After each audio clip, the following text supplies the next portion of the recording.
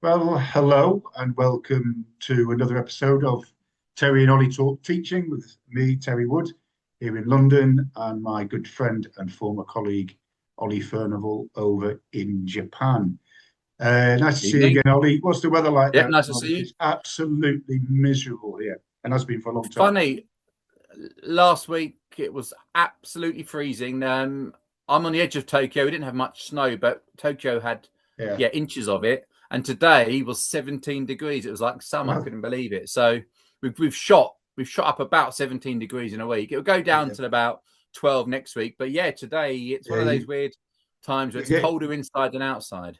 you get bigger extremes than we get at this time of year, that's for sure. Yeah, Um, right, what we're going to do today's all about the trends and the new movements and the little things within education. Maybe not all new, maybe some that have existed all the way through your time around teaching that you just don't like, sure. that get your goat, that annoy you, that you think you shouldn't exist. We did mine last time, didn't we? Talking about lineups and 2 week October holidays, oversized senior leadership Sure. team, blah, blah, blah. So we did all of mine last time. We're going to now throw them over to you. So you're going to we've got about 6 areas that you're going to talk about that really annoy you, or you think are wrong or need eradicating. And then we'll talk about them as we go along. Does that work, Ollie? That's great. Look forward to Okay, it. Like a good brilliant. So grumble. yeah, the first one we've Sure. got on your list is you can explain what this means. Teachers on computers at the front of the class during a lesson.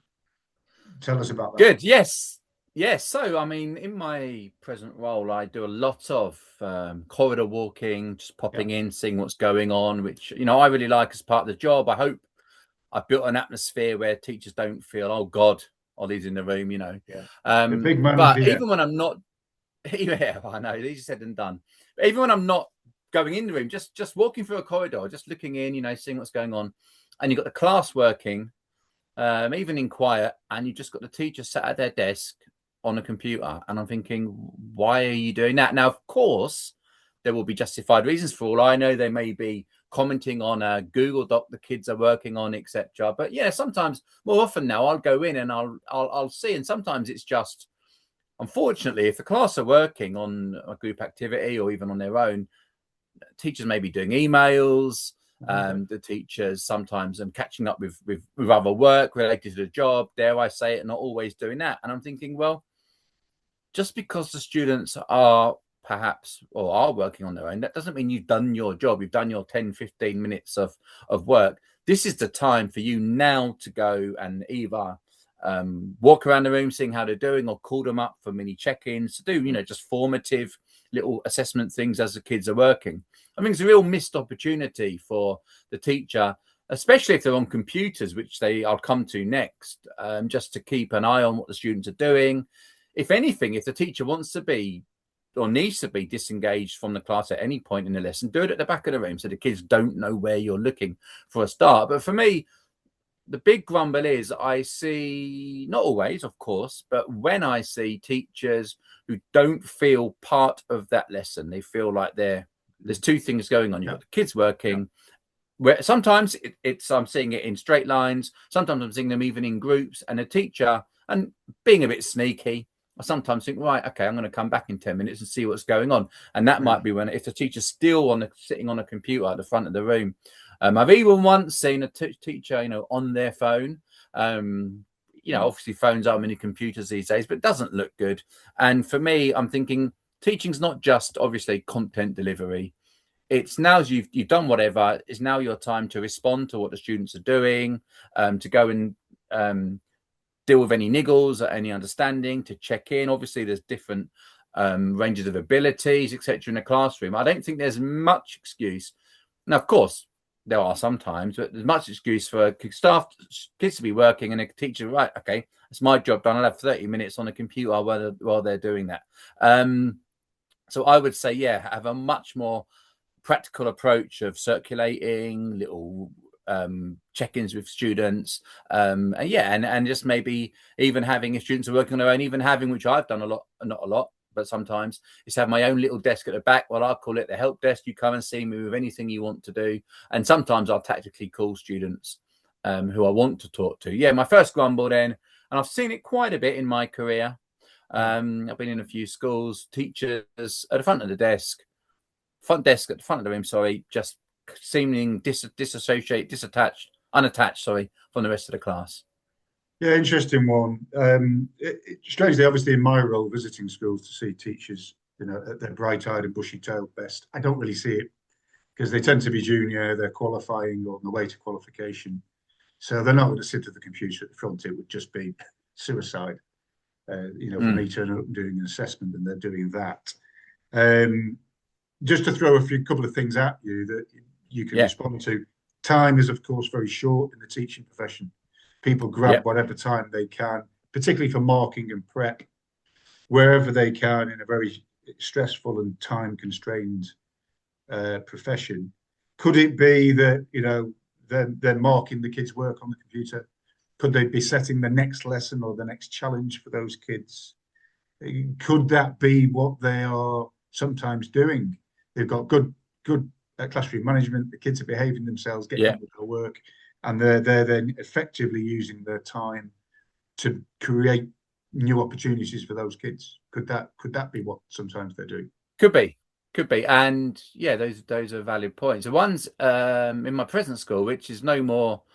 I'm talking about it now because I'm in this present school, but the kids generally, more often than not, the classroom behaviour isn't too bad, and that therefore, takes away from teachers having to intervene in there. And as I said, if there is a time, there are times where I can see, they are doing what the things you've said, then fair enough. Actually, looking at the other side, I remember one brilliant activity. I say brilliant because it kind of fits into what I'm about to say, but something worked really well. Kids was fine. Riding up, I sat down. A head of department walks in. I'm like, if only 5 minutes earlier, you'd have seen the whole class alive and interacting. And now it looks like I've been sat at my desk the whole lesson. So I totally take that point. Well, that's the problem. We talked about Ofsted last time. That's Ofsted, isn't it? Yeah. They come in for 20 minutes. Exactly. It's always the worst 20 minutes of the lesson.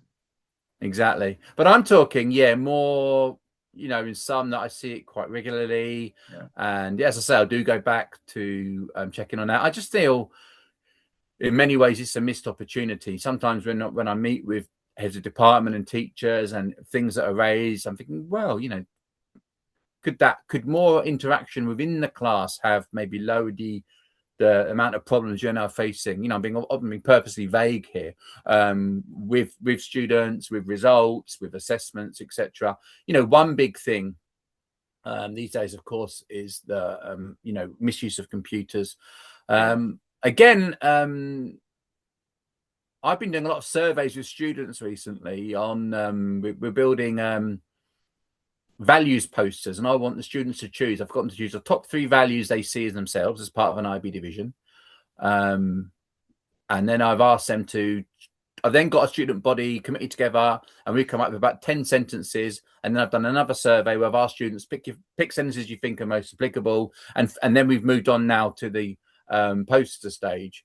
And I've sent those surveys out, not purposely, but during lesson time, because when I'm working, lessons are generally going on.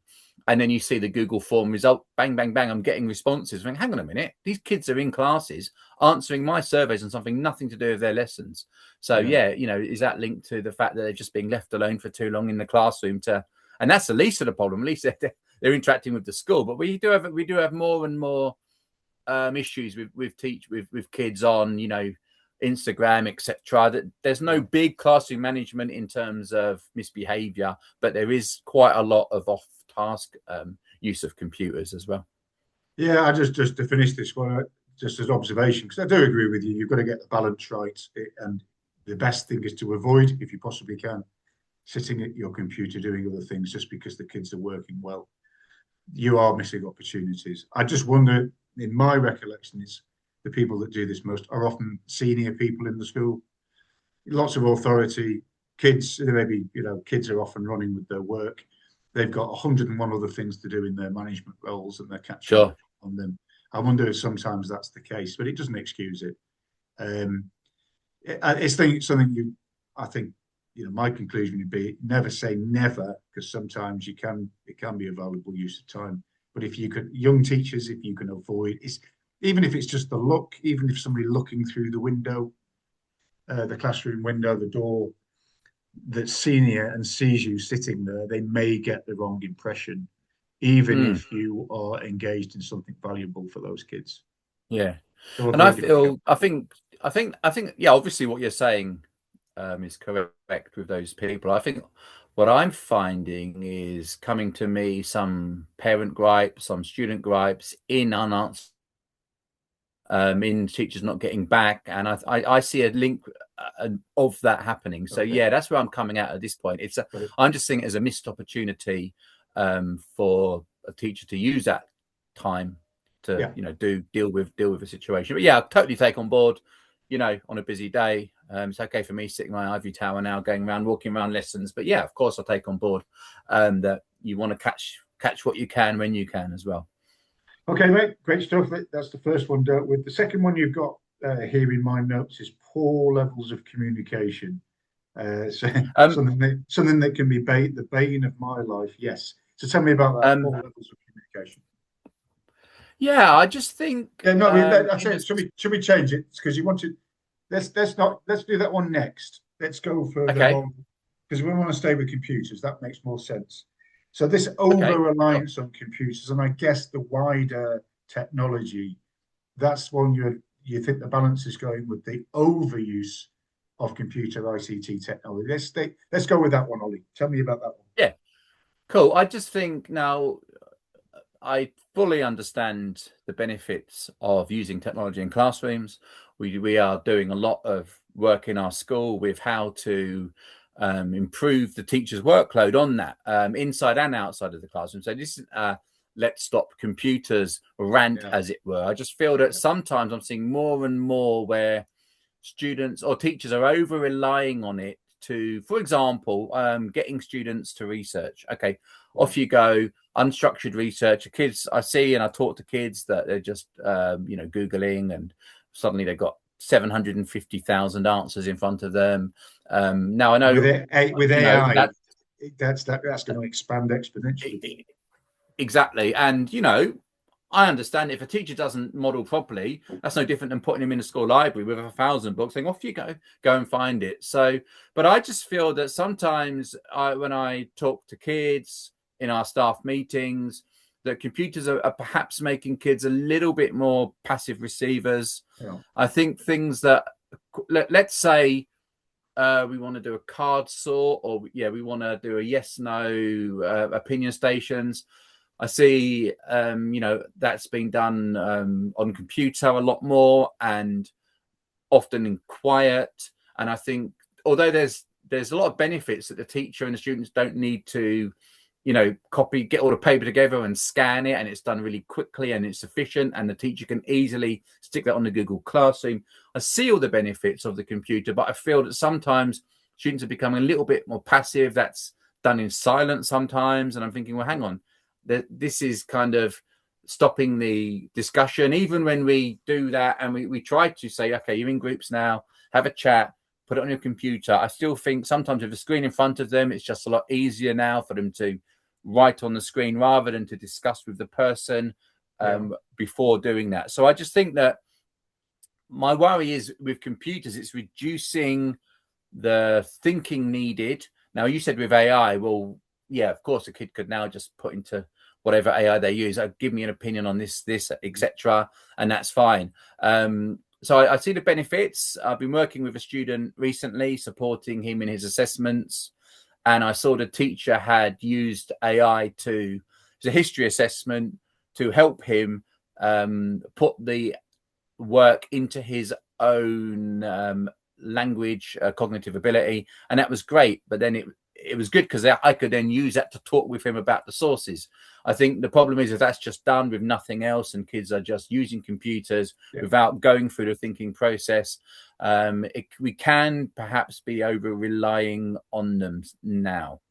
Yeah. So I get what you're saying. It's often, isn't it, that one of the world's most sophisticated tools is used bluntly in the Mm. classroom without great effect for people who don't really understand.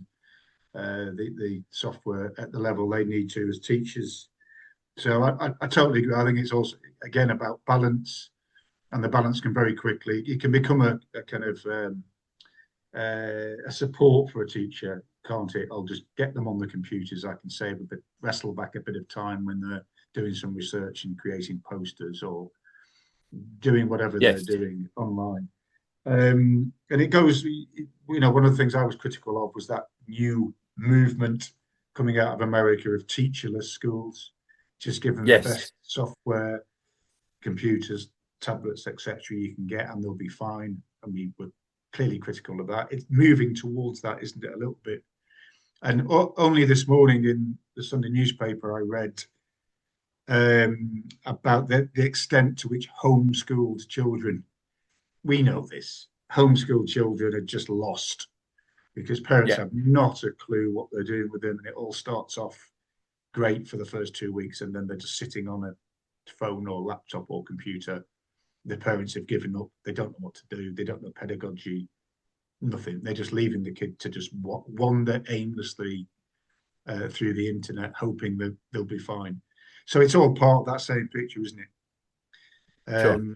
And Yeah, just on that point, I've been mentoring another student, and I looked at an assessment they had, and the teacher had done a lot of work in preparing that student for the assessment for the students. But what I was finding was too many hyperlinks, links going into other links and documents. And I was like, whoa, I was a little bit, spaced out with it. And if that's not backed up, again, we're talking about with communication and step by step, we can all do lovely presentations. We can all do that. But if we're just putting that on the students, off you go and find it. And it's going to come on to my next point. Oh, didn't you see the link I sent you? It's like, well, hang on a minute. Let's get some personal communication with it. Now, that's not what I'm not saying is that all teachers are doing that. Of course they're not, and some are using it very well. But I think we need to be more.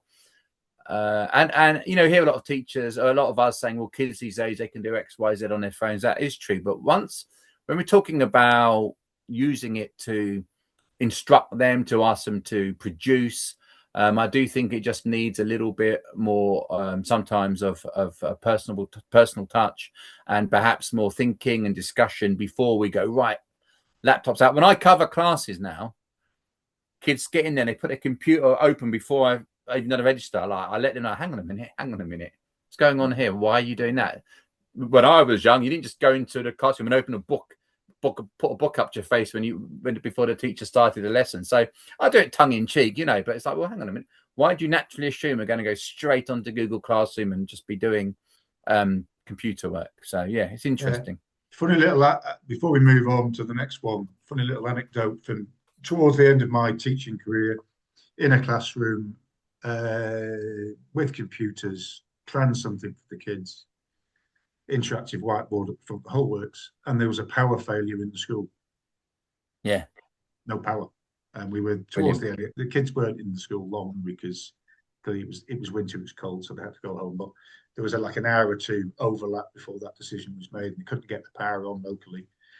So of course, no computers, no interactive whiteboard. And those of us a little longer in the tooth got out the textbooks and the exercise books and the big sheets of A3 paper. Yeah. And we were fine. Yeah. But a lot of the younger, it's easy, as you say, you don't want to sound like a Luddite and a real old timer looking down on the young people. We can sometimes, sure, do that excessively. Some of us coped. Some of the younger folk, they didn't have a clue what to do. No. They just couldn't think beyond, well, my PowerPoint's gone. And what I wanted to get the kids to the computers I can't access. What on earth am I going to do? It can make you can exactly right. be over reliant. Right, okay, and I think people. Sorry. So just my worry is that teachers, I'm not just talking about young ones, but teachers feel now that's all we've got to do. We're advertising for a job at the moment, and as part of it, we get teachers to do an online lesson observation. And look, we know how hard that is. They don't know the kids, they're in another country, and they're doing that. But we had one recently where, it was DP, diploma program, A-level equivalent, but all it was nice links, and the teacher just talk. There wasn't one, hang on a minute, kids, have a chat for 5 minutes, come back to me. And for me, it was just overuse of overuse lecturing on a computer with nice, little links to do. And yeah, for me, it's like, well, yeah, what in a class, as you said, if the power goes down, what are you going to do? Have you got that natural spark to get that across in a different way?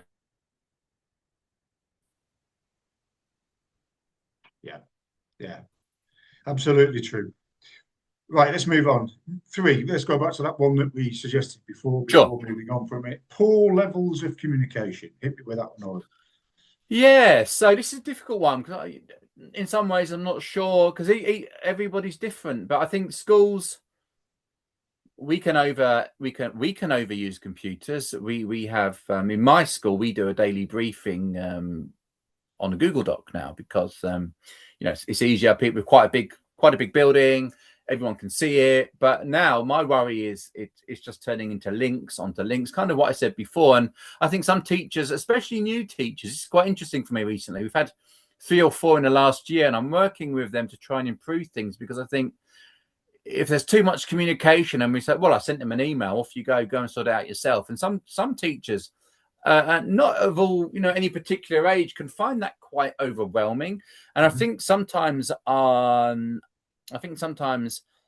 the message of the school can be lost when it's just all done via emails and different ways of communication. I'm not teachers coming in, to meetings and they're supposed to have done this and that before, and that can be a little bit stressful.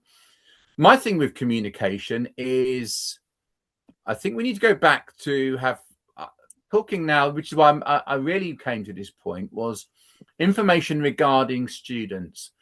So we're a secondary school. We have a feeder school as well. And I really want to improve, firstly, structured handover school to school, but also homeroom teacher, form tutor to form tutor, better ways to share student profiles, understanding what we mean, because you can't get everything across written down in communication. I think there can be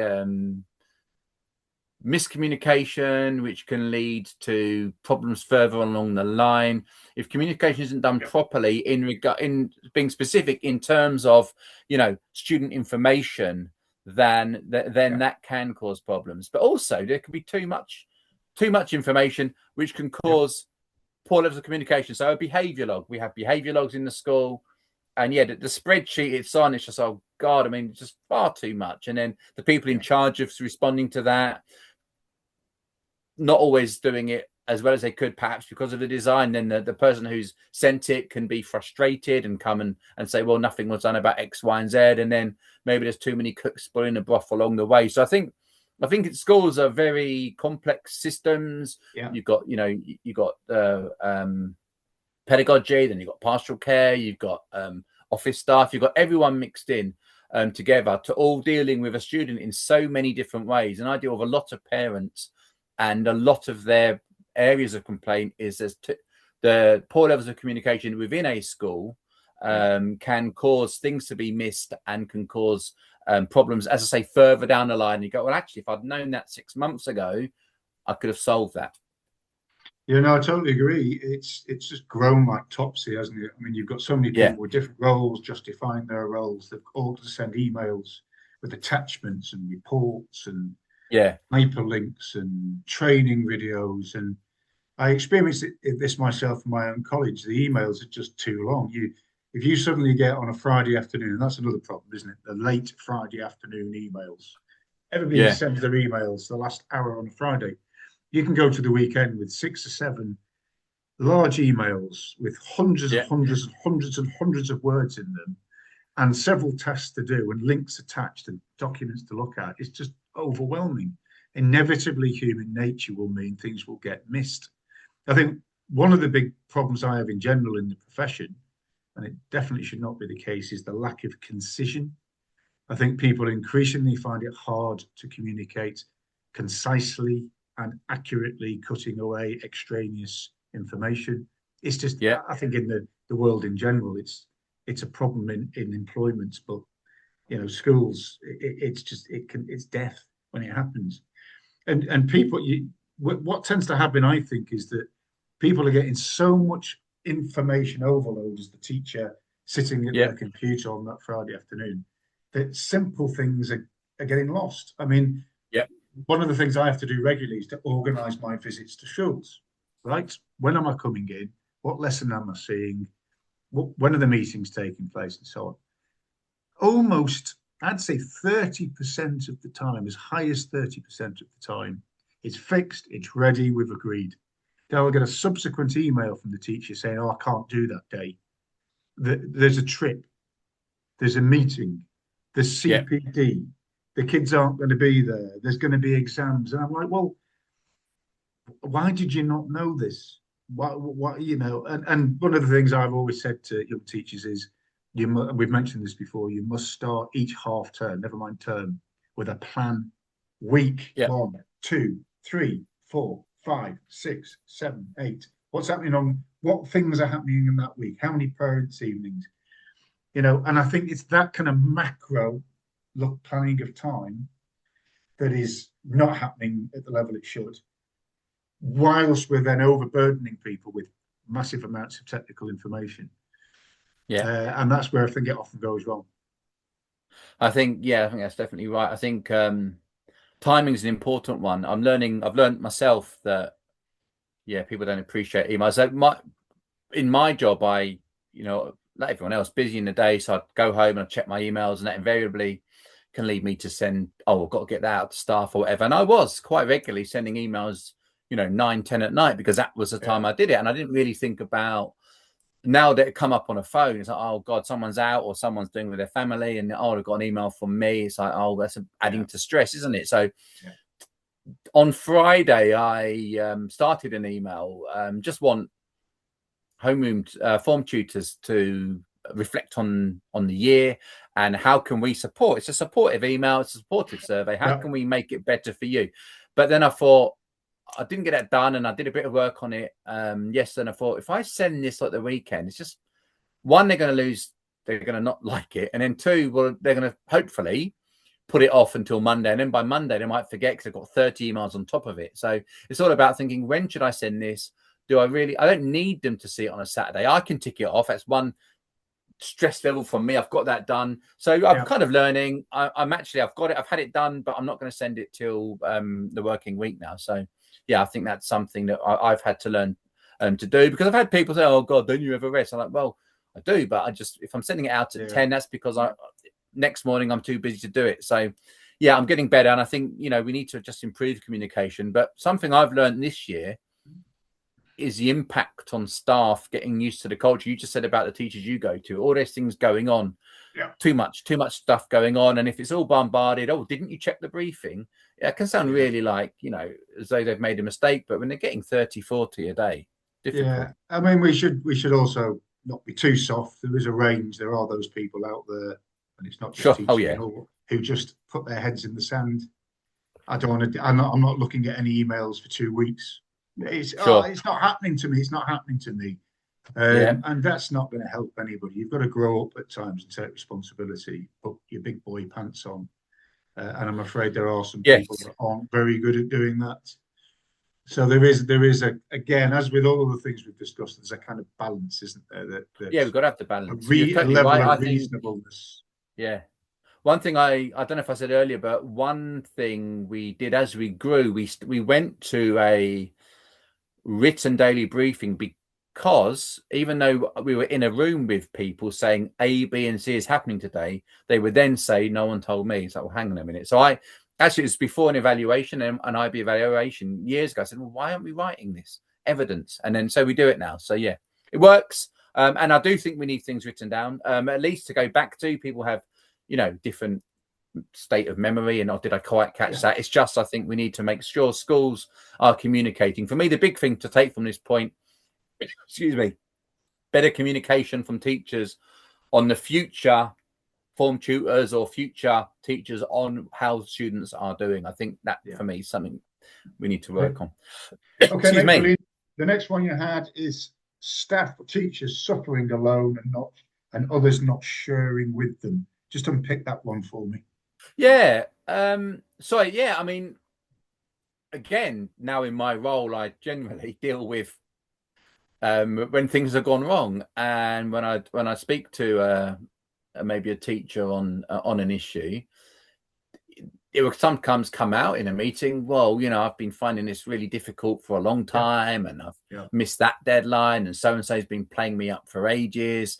And I just think that I've only ever worked on the whole in very supportive staffs where no one's going to look down on you. No one's going to think, oh, can't you deal with that workload, or well, that student's all right with me. You get the odd one, but as a school, no. And I just think that sometimes we should, as teachers, it's professional pride. Also, it's a very personal job. It's based on communication. It's based on, can you meet the deadline, and so many things, like from grading to report comments, etc., to being on time in 7-8 different things a day, that people feel that it's quite personal, on a personal weakness to show that. And I just feel, I just wish teachers would have more confidence in saying, actually, I'm finding this difficult. So we've looked at, in my school, I've brought in buddies, I've brought in behavior, classroom management teachers to support those. And when teachers do reach out, then we do support and we put things in place. And I don't think anyone's ever thought they don't get that. But in all the schools I've worked at, I just feel that it's kind of quite frustrating when teachers don't open up and say, look, most problems in the school happen to more than one person. Some people, as you'll know, find the job harder than others. But I think schools will only, improve as a body when we work together and we share issues, because the more issues we share, the more problems we share, the more people are going to get on board and support. And as I said, it's really nice sometimes when you see people who you don't always suspect say, well, I can help them out there. We've got the normal systems in the school, but others sometimes not part of it can really help. So for me, I think it's a bit frustrating when it gets so far that the teacher's in a bit of problem now, and oh my God, this isn't going to be done on time. Why didn't you feel comfortable saying that earlier? Or why did you feel that too embarrassed, etc.? I think, something that I think I'd like to keep working on improving in schools. Well, it's good. It sounds like you're committed to that, and good luck to your schools. Obviously, you've got somebody in you that cares a lot about this. Not all schools have people that give that quite the priority they should, as I know very much here in London at times. Sure. It's interesting. I mean, I totally agree with you, but I never practiced what you're preaching. I was, as a young teacher and throughout all of my career, I was fiercely independent to a fault. So if I had issues, I wanted to solve them myself. Sometimes I did, and sometimes I didn't. So I think you've got to allow for differences in personality. Not everybody's the same, but the world has changed. And we've said this many times in these meetings. It's not what it was back in the late 80s and early 90s when I was first starting, where you had to be more fiercely independent. It was more sink or swim. I think schools are, in some respects, not always, a bit more corporate now, but they're also more understanding of the problems that teachers can have in the classroom. And there's a more of an approach, which is, let's solve this together, I think, than would have been the case when I was young. I think one of the best things that can happen to a young teacher is when they look down the corridor at the teacher that's the legend, absolute legend, no problems with the kids, laughing with the kids, good exam results. This guy or woman is absolutely sorted in every single way, and you can't but help be awestruck by them, for them to then open up and say, oh my God, the problems I've had when I was your age, or even now. Whereas there are some people who are, that person I'm describing, are very good at doing that, and others are not. No. I've worked with people who had that sort of legendary status in the school, who didn't want to share. They were quite happy to be seen as the big power that is, but they weren't prepared to show others how to be like them. Sure. There was almost an insecurity there, because if somebody did delve too deep, they might see that maybe it was a case of the emperor's new clothes to some extent. So I Sure. think there's but much better being the first person to have the humility, even if as a more senior member of staff, you can almost pretend.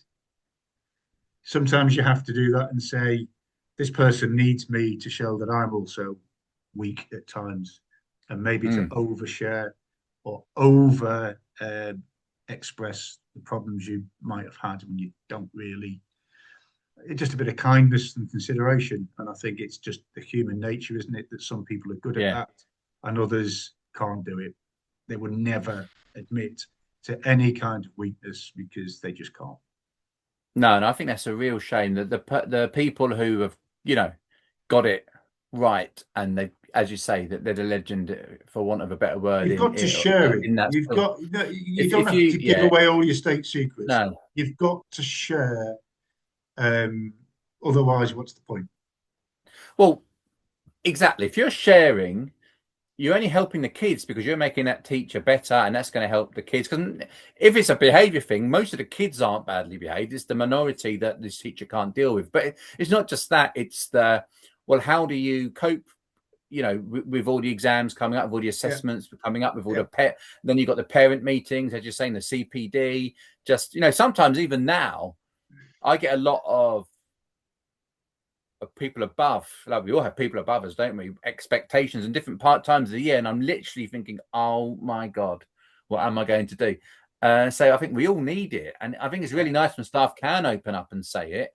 And of course, some people worry, well, if I say that, I'm showing a weakness, and I might not be, yeah, recontracted or whatever. So I've had to work really hard with some staff in my school to say, which is why I don't have personnel meetings anywhere near contract signing stuff, because I don't want people yeah. to think, oh, if I say something wrong here, there's going to be a problem.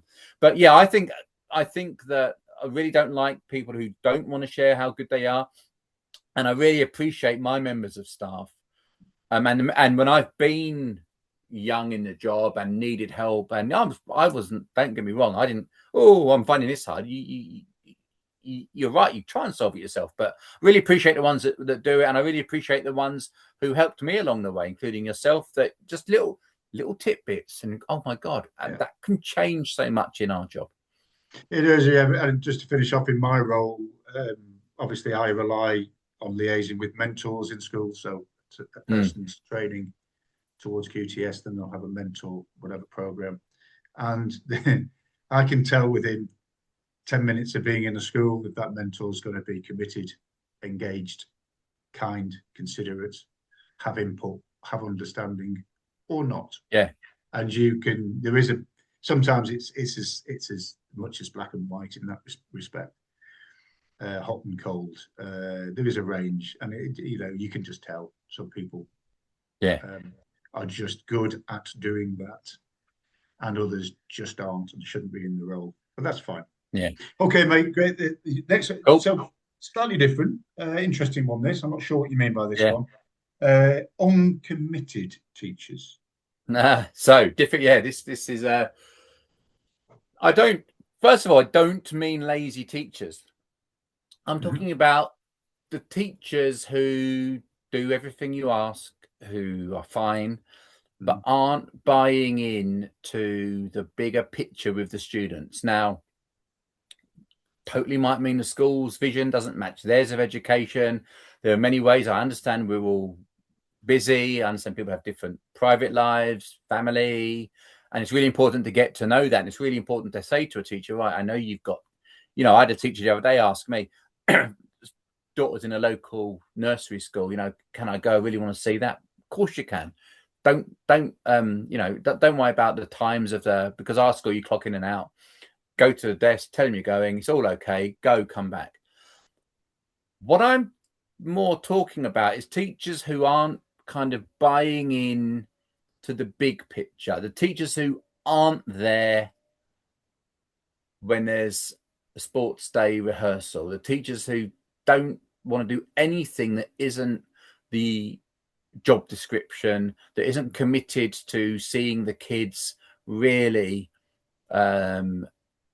expand, grow in areas where they don't need to be. The teacher who could do, for example, when you say to stuff, right, so and so did really well in this and that. We're going to just give them a little award in an assembly, and that teacher, the teacher's, oh, okay, I'm not going to mention it to the kid. It's all that kid needs is a little. If you can't get to the assembly, which isn't part of your assembly day, in my school we have different assemblies for different grade levels. You don't have to be there, but the ones who aren't going to buy in and think, oh, that's absolutely fantastic, the ones who aren't probably committed to the school as a community as they could be, who are there, they do the work, they do the grading, absolutely no problem. But I don't see that they're really wanting to take a part in social emotional learning. And it's not for everybody, don't get me wrong. But I think sometimes you can see teachers who are doing the minimum to a fine level of competence, but anything else, if they're not interested, they're not going to put a hand up. When someone who's, like, for example, recently, when someone who was off, who should have had to go on a school trip, and just the ones you think you could have put your hand up there. You didn't have to, but it'd been really helpful if you didn't. That's what I just mean. Not difficult one. Maybe uncommitted is not the right word, but the ones who aren't getting stuck in on the bigger picture. I don't know what you think. Yeah, I do. Well, like it's the eternal equation, the eternal debate, isn't it, about any role in society? Is it just a job, or does it run deeper than that? I mean, so I'm going to play devil's advocate a little bit. You know, when in a staff room, senior leaders are adding and adding and adding and adding, it seems, workload rather than rationalising it. And the teacher, exasperated, says, "It's just a job." I don't know. Let's go back one step. The teacher says, "You must do these extra things. Think about the kids. Think about the kids. Think about the kids."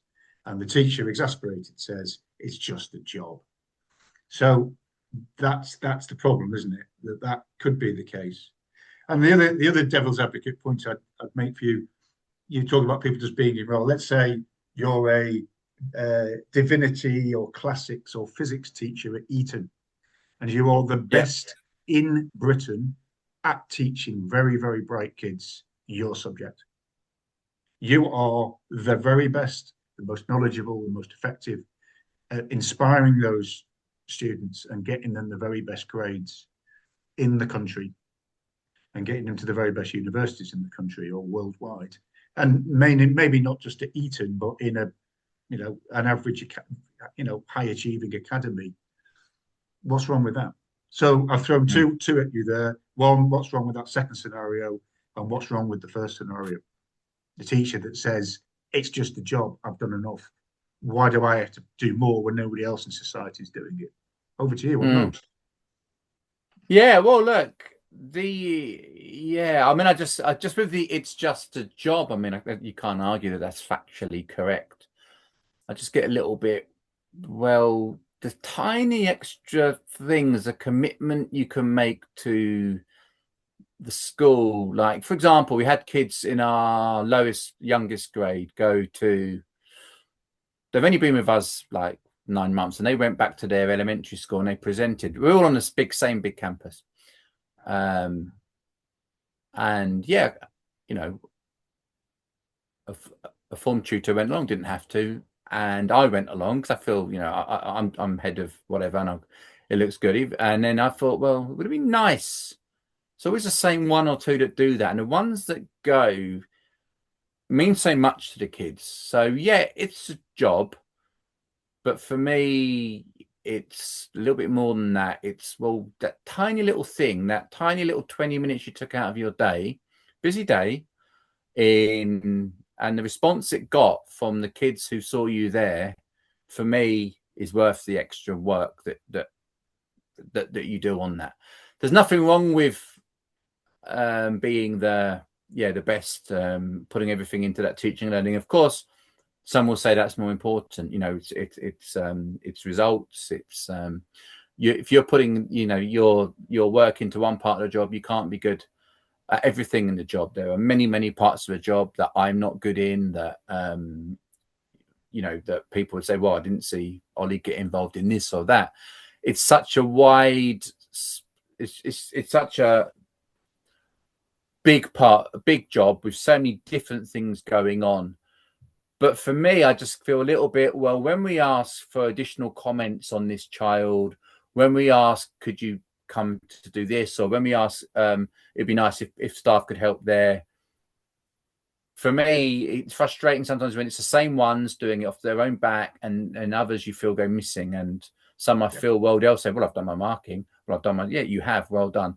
That's great. However, I just think sometimes a little bit more, because those little things, never underestimate. You know, the first time, just school we worked at, stayed behind to watch a student in a county sports game. I was a form tutor and not much skin off my nose, but they remember that. And I just feel that's the commitment to the kid, that's commitment to the school, that I feel some people will go through their career not doing any of that. And I just feel that's just a little bit, gets my goat, as it were. Yeah, but there's nothing they have to be doing. Yeah, and actually in support of what you're saying, I think there's very few people that aren't like that. And let's be honest to it, you know, I'm playing devil's advocate. I don't think there's many who just turn up to teach and then go home and don't care about anything else. I think the nature of the profession tends to weed those people out. They tend not to be, whether it's Eton, and I'm doing Eton down, there's so much extracurricular stuff that people get involved in Eton. God, there's no way you just have a teacher that was doing that. They wouldn't accept them. It tends to weed those sorts of people out, doesn't it? But I would say some senior leadership teams are very good at taking advantage of the goodwill, and the kindness and the dedication of their teachers. But once again, it's that ever important balance between the two, and that's why, you know, a good head teacher that knows just how much their people are giving, and yet cares about their welfare, and doesn't want them doing too much, because ultimately it'll affect them, but also the kids the next day in the classroom, because they're burnt out. You know, they're worth their weight in gold. But it is the eternal question, isn't it? To what extent is couple of things just finally, society or a job? Exactly. Couple of things. First of all, if anyone's listening who is senior leader or just a member of staff, is talk to people, because you'll find people doing a lot of things above and beyond that you don't know about. We had an incident a while ago with a student who went missing, and it wasn't, this person didn't make any didn't make it known to anybody else that what they'd done on that night, that they'd stayed up all evening helping out where they didn't need to. And I luckily got wind of it and could actually make a bit of a deal of it. But you get a lot of people doing things that they're not going to tell you about, that they don't, they might feel a bit shy, embarrassed about. But I also think, again, if anyone's listening, make a big deal of it. So recently we had an exchange trip, students from another country, and for whatever reason, there wasn't enough homestay, and there wasn't enough for the kids to be doing, just a little bit short. And one teacher went above and beyond. Our teacher went with the teachers of that school in their own time and took these students out on at the weekend without needing to, without advertising it. And I found out, and so I made sure at the assembly that I made that clear that teacher had done that. They wouldn't have told anyone. But so there's a lot that we don't know that's going on that I think we need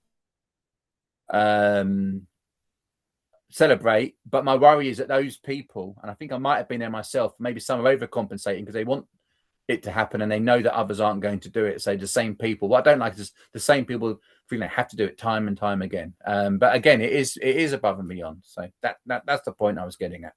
Got it. Good stuff.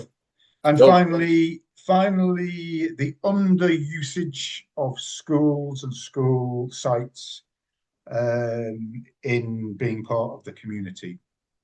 Yeah, I mean, I thought about this. You've said this before in our previous episodes about people having a negative memory of school as a kid. Parents become parents who don't really want to go back to that building. But so I was thinking about that, and also students themselves. Some students go to that building. That's a place they're told off. That's a place where they can't do well in class. I think if schools And they do this quite well in Japan, more than in England, where I've taught, at least anyway. Schools become more of a positive hub of the community. I've seen the school we used to work at, actually, one of the local councillors I see, who I'm just in touch with every now and again, making use of the school for things like Christmas fairs and summer fetes and things. And I think that's brilliant. I think if kids can go to the school with their families, it might break down some of their worries about the place being a big scary place, a place of tough learning, or a place where they've been in trouble. And I just think it'd be really nice and help parents and families and even grandparents have a little bit of a better relationship with the building. It might be lucky. You might have a sports centre close by. You might have the fields for use. And I think if we could get more community partnerships with schools, getting families involved, it might just make schools, the actual school building, one, let's use it, at the weekends, in the what's it, 12, 13 weeks, holidays a year. One, it can be a proper hub. Obviously, things like adult education can be done there. But even community groups could use it for the knitting club. And I'm sure it does happen, but I just feel it could be, they are a bit underused. And I feel that, it's something I've thought that, certainly in the schools I've worked at in England, less so here, that they could be kind of positive areas rather than areas where some people don't feel they're positive. Yeah, I totally agree. I think there's, here in Britain, there's a huge range from those that are used very, very, very extensively by the local community and are central to it, and those that just, once the caretakers locked up, site managers locked up, that's it, particularly over holidays. So, and of course, now that, school management has moved towards having, for example, a business manager taking a lot of the kind of financial decisions away from senior leadership teams, and often they're the people that are running the lettings, aren't they, for the school gym, the school hall. Should be easier, really.